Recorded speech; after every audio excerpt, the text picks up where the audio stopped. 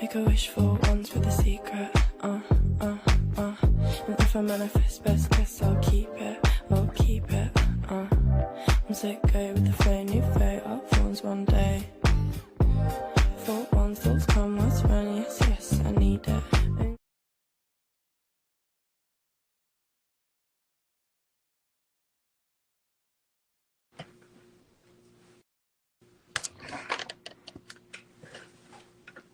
Hello.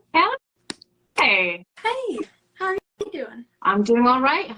How are you? I'm good, thank you. So, Breeze, I can't see you at present, but that is okay because what I have found is that streaming through Meta, for some reason, they don't let the person that you're having a conversation with always see you, but when I look at the final product, you're always there. So, if I don't respond to any of your visual or social cues, well, I'm autistic, so probably wouldn't respond anyway. But this definitely heightens that experience. So let's go ahead and get started. I'm going to go ahead and do our ad read, and then we'll launch right in. So this podcast is brought to you by the Clayton Merchants and Business Association. It's time to celebrate in downtown Clayton. The Ramshackle Street Festival returns on Saturday, June 7th, 2025, bringing a full day of food, drinks, live music, and family-friendly fun.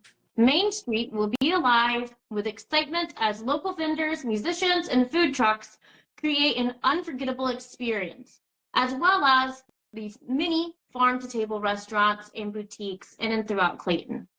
Event details, Saturday, June 7th, 2025, time 10 a.m. to 8 p.m., location, Main Street, downtown Clayton, Georgia.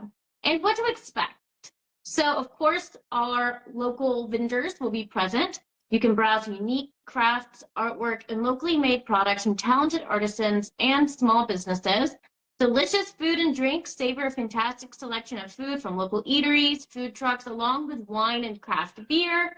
Kids' activities enjoy friendly entertainment, including games and activities for all ages.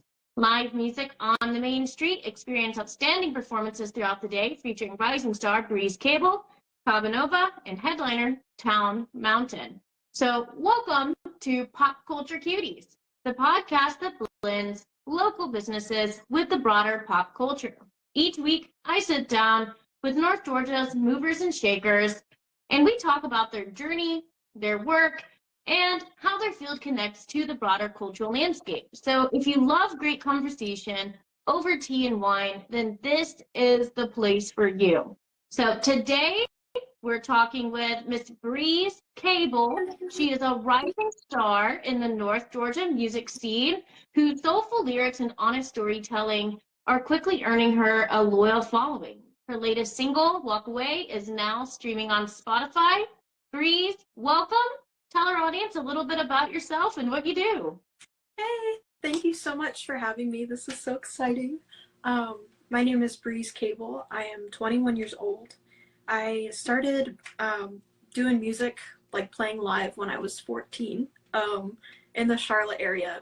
I walked past this little bar and I was like, hey, they have a stage in there. So I just dropped by and they let me play, and I just started doing that. And then I tried college for a year. I went to App State, and that was a lot of fun, but I knew that I really just wanted to do music, and I didn't want to go to college for it. So I moved back in with my parents. They moved up to Scaly Mountain when I graduated high school. So I moved in with them and just started playing around here.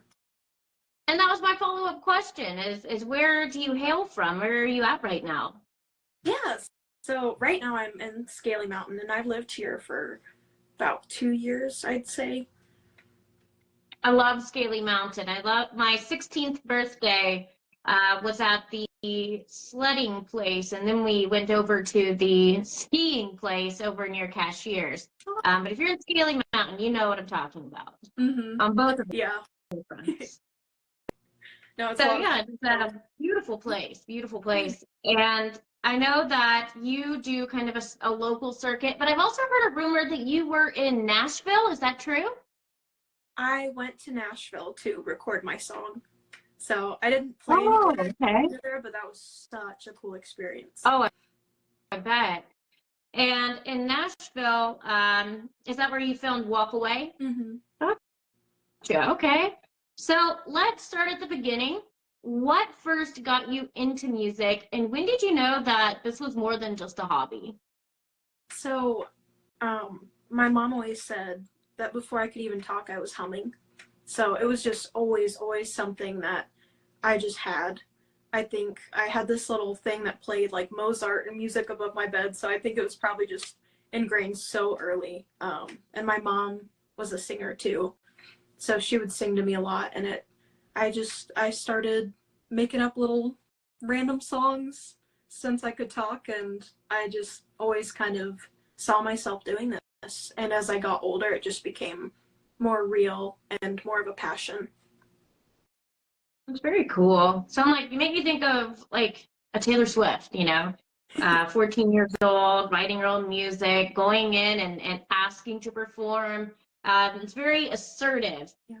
And, I love this generation. I love the Zoomers. I think this generation is optimistic, they're earnest, they're hardworking, but they often have like an issue with even ordering food at a restaurant. So to have the clarity and the vision to go into a venue and ask to be able to perform, in my book, is really impressive. And your single, Walk Away, I listened to it yesterday with a friend. I listened to it with my husband. I think I listened to it today in the car. What inspired the song? And what was the process like for you? Because I feel like that song has quite a lot of emotional clarity to it. So Walk Away, I had a lot of struggle in a past relationship, and it was very painful, and I just kept holding on to fear and those feelings. And one day I sat myself down and I was like, okay, this is getting me nowhere. It's good to learn from things, but it's not good to hold on to that feeling and just relive it constantly. So at some point you have to walk away from that situation and let it be. So instead of, there's a line in the chorus, you harbor like you're starved. That to me means like you cling to emotions like I haven't experienced them before to try and protect myself, even though it's doing the opposite. Right. And your vocals are really strong. So that was the most common feedback that I got when I played the song for people. It's reminded me, I don't know if you're familiar with this artist, her name is Olive Klug, and she has a song called Raining in June. Yes. And you do know her. Wow, okay. Yeah, your voice is very haunting and it's very strong and moving. It lends well to that sort of poetic format. And I guess my follow-up question is, what usually sparks a song for you? So Walk Away was focused on a past relationship. Are most of your songs kind of relationship oriented, or what's typically your muse? So for me, I always write based on intense emotion. I know some people like to try and write every day. That's something I would love to do. Same, yeah. Mm-hmm. And what I've done in the past is really just when I feel overwhelmed with something and I need to move past it, I kind of just sit down and write. It takes like 15 minutes. I cannot force it. But typically I will write about struggles with mental health. That is a big one for me, like depression and anxiety, and because there's a lot of intense emotion there. And I think getting that out through music is so helpful. Absolutely. And that's such a healthy coping mechanism. Mm-hmm. It's certainly better than drinking, which is the pastime of my fellow writers. So, well, there's always that too. I guess, yeah, there's always that option, I guess. That's kind of the nuclear option. Yep. I think songwriting and yoga and running and all of that might be better. For me, it's my demon is coffee. So, in a little bit of white wine in the summertime. So what usually, I guess, or excuse me, who are your musical influences? And we'll touch more on these individuals later, but who are they and how do they show up in your writing and performances?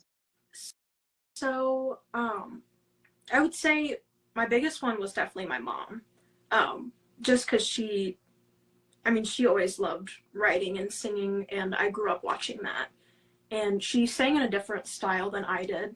I don't know how to describe this, but she would sing in like her head voice, and that's more like wispy, soft type of style. And then I heard on the radio like Adele, Christina Aguilera, Katy Perry, and I was like, I want to learn how to sing like them. So I just sang and tried, and it just kind of happened.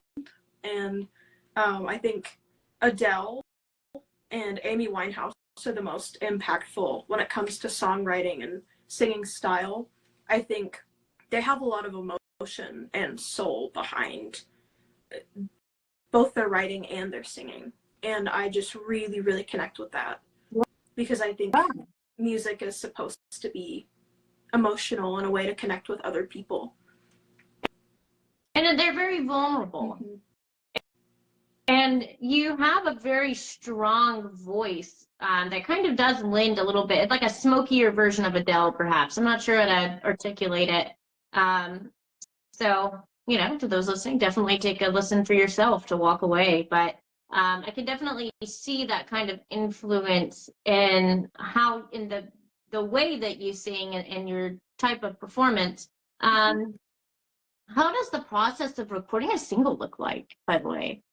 So that was so cool. That is something I've never done before, because I've had people, I've gone to a studio and I've done like a little bit recording, but it was always a scratch recording and it never turned into something.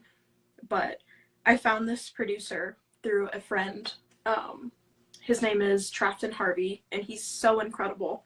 So he's located in Nashville. So we drove up there, and he had hired a band. So he played my song for them.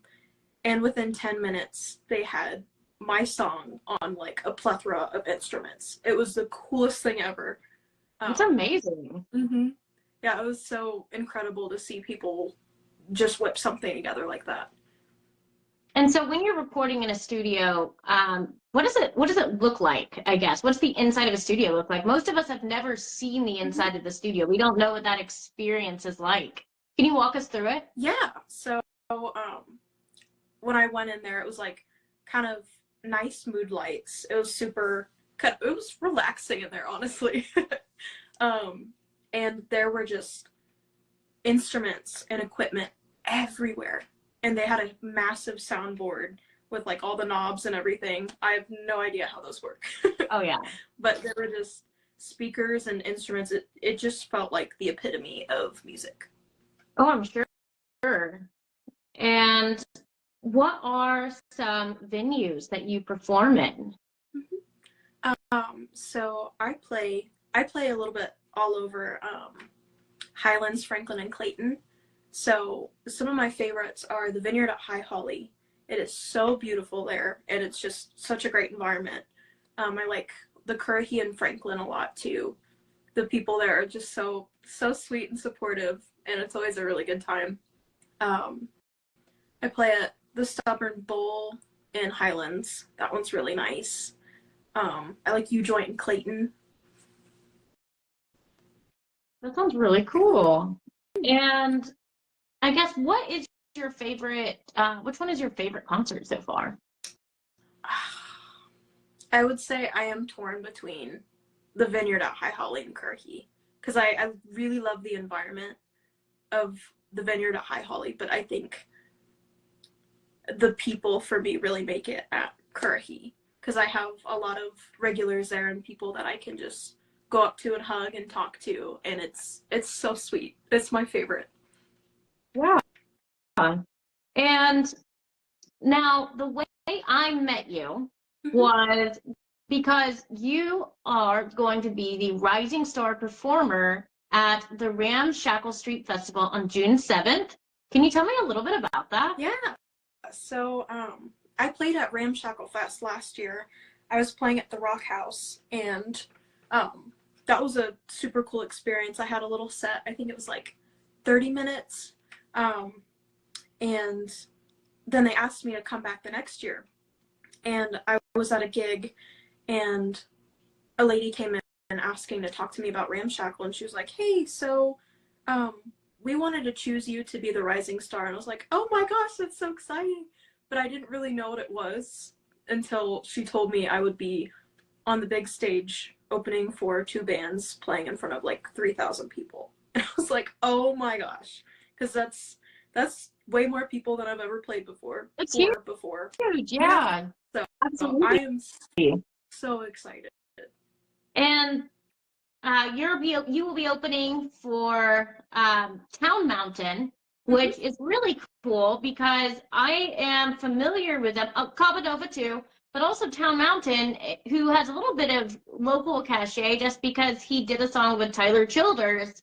And Tyler Childers is, I mean, in this area, like a male Taylor Swift, kind of. Like, he's huge. So that's super cool. I think didn't Town Mountain record a song with him, as I recall? I'm not too sure. I definitely need to go and listen to them and catch up. I'm pretty sure that they did. So that's super exciting. That's so cool.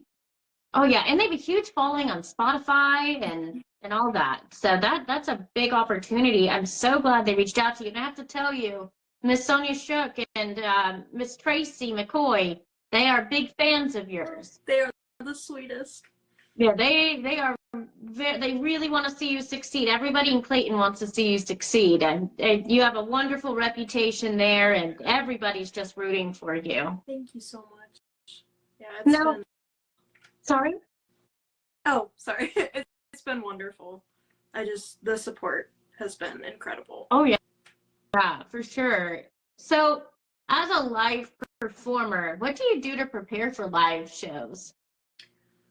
Honestly, I think the most calming process to me is like putting on my makeup and getting ready. I think I can't think too much about it because I still get a little bit of anxiety sometimes, but I try and put my mind elsewhere, and I'm like, okay, I'm gonna take time and do my makeup and listen to a podcast or something I like and hop in the car, and then I get there and I just start. So just kind of an ordinary routine, just nothing too out of the ordinary to try and ease your way into it. Yeah. And what do you love most about performing? I think getting to connect with people. It's just so incredible. I have so much fun when I play a song and it reminds people of something or of someone, or it's just a song they love, and that just opens the door for connection. And I love that because it's like the easiest icebreaker ever, if that makes sense. Oh, for sure. And so you said you went to Ramshackle before. You were one of the performers. You weren't one of the headliners or the rising star of the year, but you started at the Rock House. So one of the neat things about Ramshackle is that leading up to the big concert, they have live music. And so it sounds like you were the live music act at the Rock House, one of them, leading up to the big concert. And now you're going to be up there opening the show. And so as someone who's been to Ramshackle, what is unique about the Ramshackle Street Festival in Clayton? It's so cool to see because Clayton is such a cute little town, but then it just feels like the whole community comes together and there's just so much to do, so much to see, and people bring all of their art and all of their things that they're selling, and it's really cool. It's like a farmer's market, but better. So much better. That's a really good way to put it, actually. And I agree. Clayton has become just one of my favorite places to visit. I have so many lovely friends there, so many nice people that really care about your goals and your dreams. Like, they will try to make it happen. They are movers and shakers for you.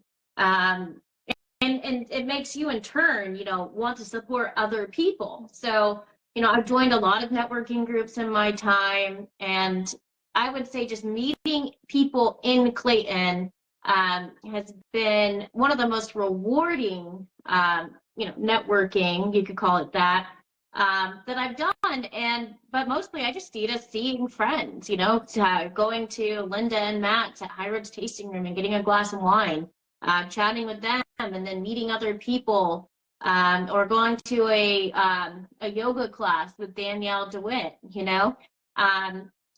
the ability to make friends and network and to support other people, even if they support you. It's a very real thing in Clayton, and it's really inspiring. It's what every small town should be. And I think to a degree, that's probably why Clayton is doing so well, and it's in this renaissance, Mm-hmm. Absolutely.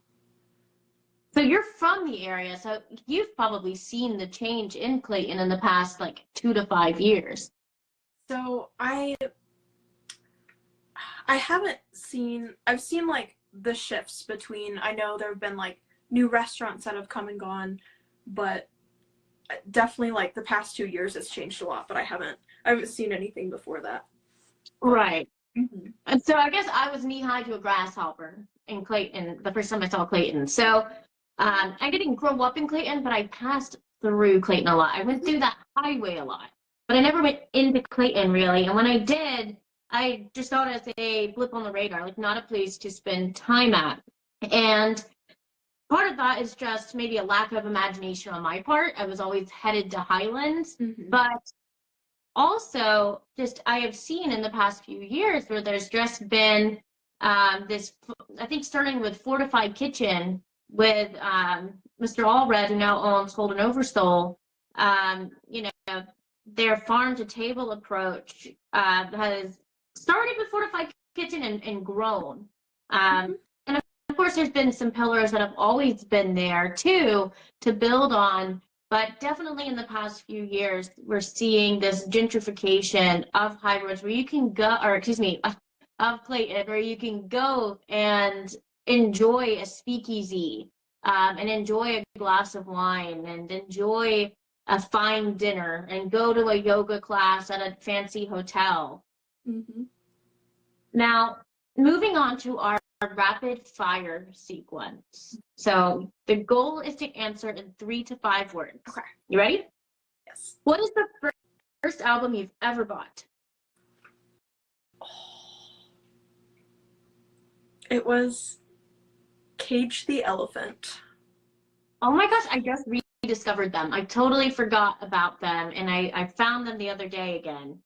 I don't remember what the album was called, but I got my first record player, and that was the first one I got. Well, that's awesome. My first CD album I ever bought was the original Taylor Swift. Yeah, I'm pretty excited about that, actually. So what is a song that you wish that you had written? I would say Vienna by Billy Joel. That's a really good one. And you're gonna judge me a little bit because I judge myself, but I only found out about Billy Joel in 2022, maybe 2023. That's so okay. I was really late to the Billy Joel game, but now I love Billy Joel. Mm-hmm. Yeah. So favorite lyric that you've ever penned?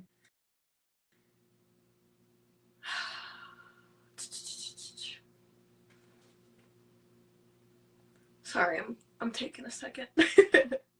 I think. Yeah, I'm sure there's a lot to think about.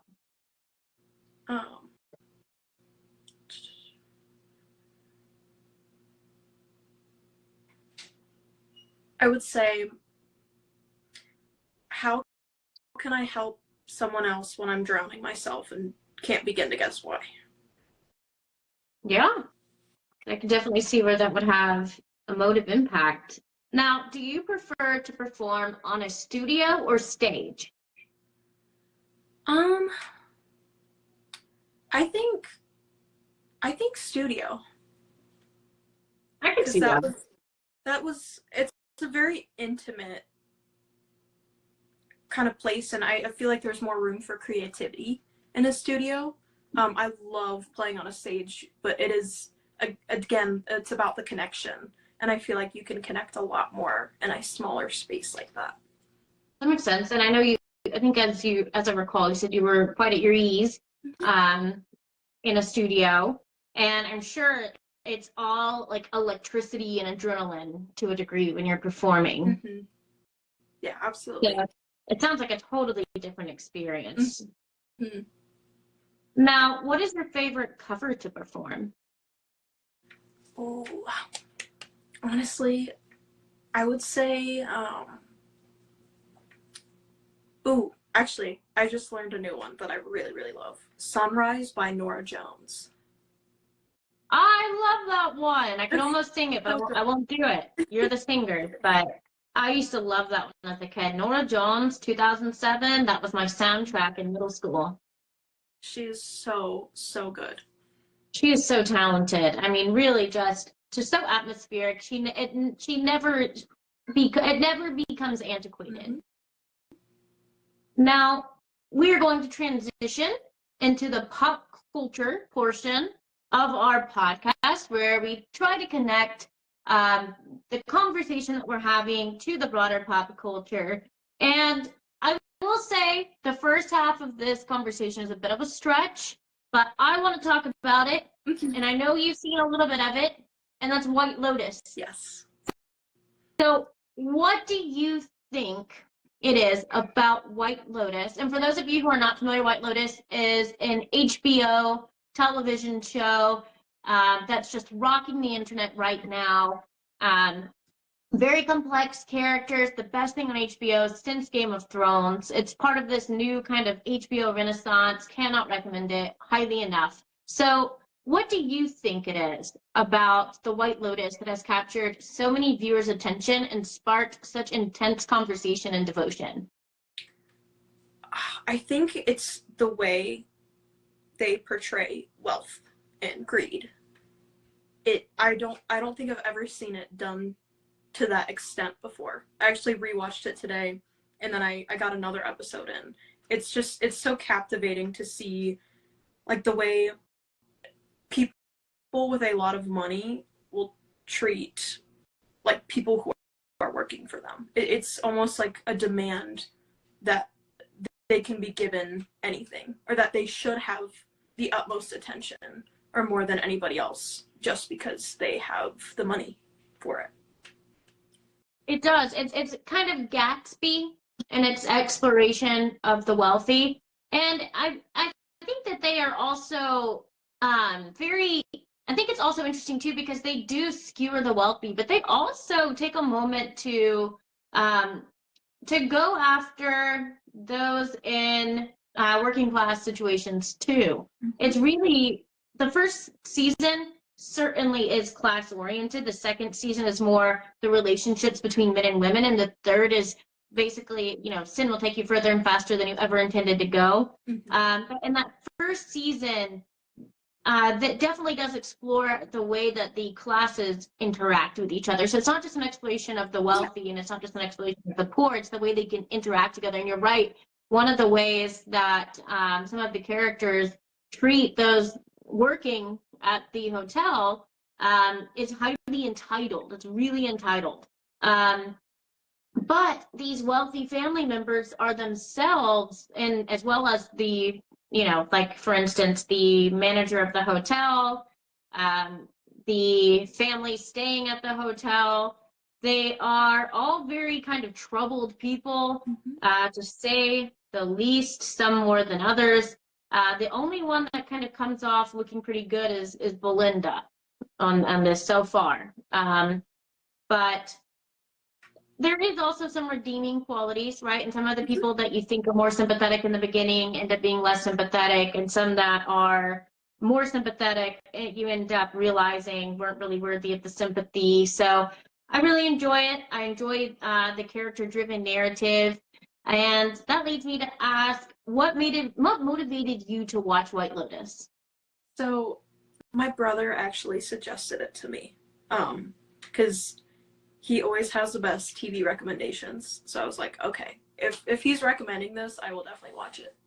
So I had no idea what it was about or anything like that. I just knew there were a lot of actors and actresses in it.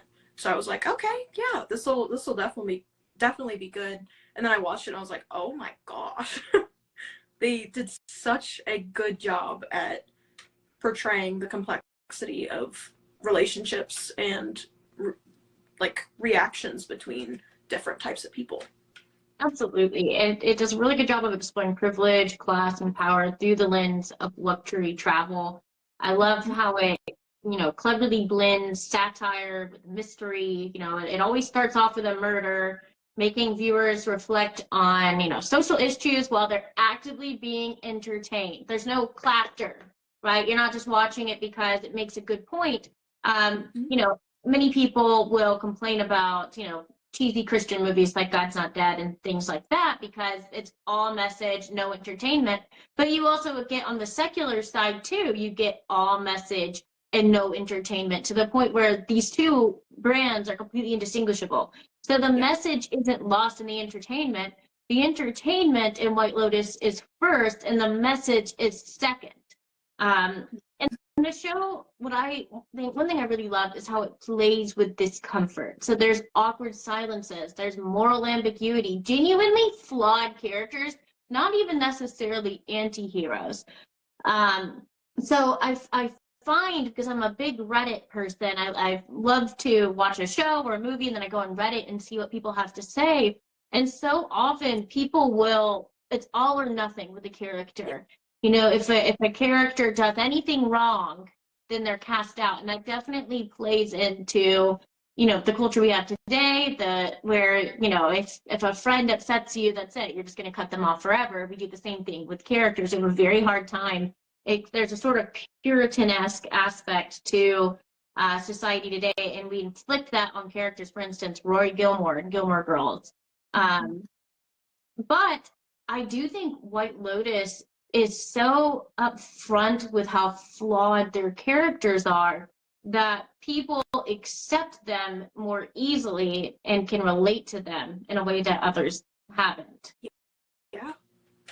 No, absolutely. Like the complexity of these characters are very close to, real people, because real people make mistakes and do this and that. So it's impressive. Absolutely. And so even the setting, I think with each season, it uses its locations like Hawaii, Sicily, Thailand, not just as like a backdrop, but as a cultural mirror for the story. So the resorts, they feel like kind of their own characters. The first one is very seductive, and I think it talks about the seduction of wealth. And then the second one is more isolating with Sicily. And this is especially interesting because it considers the relationships between men and women, and at times even threatening. So like in Thailand, they'll go to cuts of dangerous fruit that's poisonous and cuts to dangerous animals. And they use the setting as a means to kind of inspire almost a certain type of dread. It itself is a motif to the storytelling. And I just finished season 3. I know you're not there yet, and I won't go into too much detail for those that haven't begun that journey. But season 3, I think so far is the one I am finding most compelling, because the theme there is how sin takes us further faster than we ever intended to go, and how wealth can cloak the consequences of, so to speak, sin or wrongdoing. And yet, when it comes time to pay the price for the things that we've done, that the consequences are the same for a wealthy person as they are for a poor person. Once it comes time to pay the piper. Oh, I'm excited. It's really good. Yeah, no, I love it. There's a few scenes in there that kind of indicate how you might start as someone that likes wine on a Saturday night, and then it leads you to a DUI, and killing a 4-year-old child or something, right? That's not the instance in there, but that's sort of the track of several of the characters who start off doing something kind of small, and then it has far-reaching escalations and consequences. So stay tuned, you'll see. Now, the series itself, it thrives on ensemble cast. It represents different types. Like there's the clueless rich couple, the brooding teenagers, we'll call Armando, the hotel manager, morally ambiguous. But that becomes he becomes less and less ambiguous, even though he kills dinner. You'll get that reference soon. As I said, they're self-absorbed, but they're very relatable. Like they invite us to judge them and at the same time to identify with them. And I think that's an aspect that's just so appealing. Absolutely. Now, moving forward, now that I've, nerded out about White Lotus, gotten that one out of my system, I want to talk about music. So women that you like I remember from our earlier conversation yesterday are, it was Adele and Amy Winehouse, right? And Fleetwood Mac. Yes.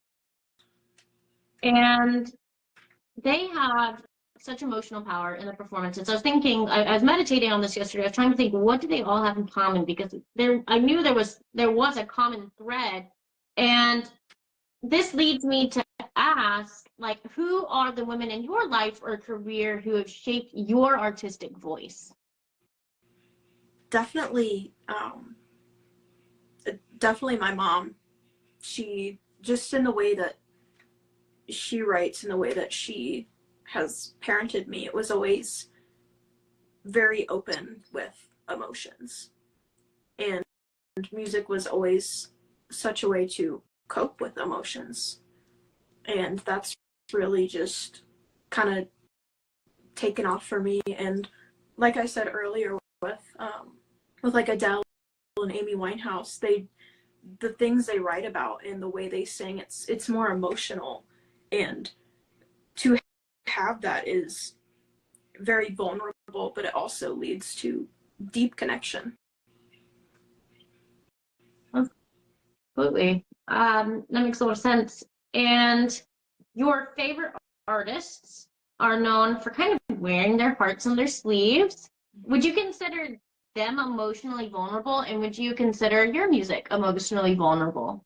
I would say yes. And that's one of those things, I think it's a give and a take, because in being emotionally vulnerable, you can get hurt a lot easier. But at the same time, you can really reach a broader audience and connect with people and give people something to relate to. So although you may get some backlash, and although you may get your heart broken a little bit easier, I mean, you're also open to love and connection and the positive sides of that as well. That's really beautifully stated. And you mentioned Amy Winehouse. Mm-hmm. What specifically captures your attention, and why do you think she has such a loyal following even years after her death? I think it's the power in her voice and the way she controls it, and I think it's the grunginess. There's just something about that I love so much. It's the soul in there. She just sings like she's playing an instrument with her voice, if that makes sense. That does make sense, actually, and I can remember a few of her standout performances from like 2008 or so, and I still hear the sound. I can still hear it, despite not having listened to her music in a very long time. So that's very meaningful in itself. Now, before we close out today, is there a message that you want to give? I guess, or an update or an announcement. So I will be moving to Nashville in October to pursue my career. So I'm super duper excited about that. That's amazing. Congratulations. Thank you so much. And gosh, that's so cool. I know. I'm so excited. I don't really have a plan yet, but I think you'll get one. Is kind of fun because I've been planning things so hard. I want to go with the flow and see what happens. Oh yeah. And it'll come together for you. You're young, and that sounds a little cliche, but it's true. You're young. If you have a car, you can do whatever you want in terms of like exploring career opportunities, going on adventures. So you're young, you're unmarried, you know, go ahead and live in your van and convert it to a house, whatever, you know what I mean? Mm-hmm. So I think that's very cool. And that is all for today. Be sure to tune in next Thursday for our Instagram live session. Today it was a Facebook live session because Instagram had a bug, didn't want to work. But next week it will be our Instagram live session. And you can catch our latest episode on Spotify and YouTube by tomorrow. We can't wait to have you join us. Moreover, I will have our last podcast session also uploaded to Spotify and YouTube. I got sick last month. It was terrible. I was more pollen than woman. I have overcome this. So I will catch up on all of our podcast uploads. But before we tune out, thank you once again to our sponsor. This podcast is brought to you by the Clayton Merchants and Business Association. It's time to celebrate in downtown Clayton. The Ramshackle Street Festival returns on Saturday, June 7th, 2025, bringing a full day of food, drinks, live music, and family-friendly fun. Main Street will be alive with excitement as local vendors, musicians, and food trucks create an unforgettable experience. Our event details, the date again is June 7th, 2025, 10 a.m. to 8 p.m. in Main Street, downtown Clayton, Georgia. Also want to plug the Children's Fair, which will also be at Ramshackle. And you can also expect local vendors, so browse unique crafts, artwork, boutiques, stores, and locally made products from talented artisans and local small businesses. Delicious food and drinks. So, of course, there's the classic farm-to-table restaurants that line Clayton, but there will also be a fantastic selection of food from local eateries, food trucks, and wine and craft beer. So this is a real music festival. Kids activities, enjoy, again, that family-friendly entertainment, including games and activities for all ages, live music on the main stage, experience outstanding performances through the day featuring rising star Breeze Cable, Cabanova, and headliner Town Mountain. So that is all that we have for today. Take care and talk soon. Thank you again, Breeze. Thank you so much for having me. I had so much fun.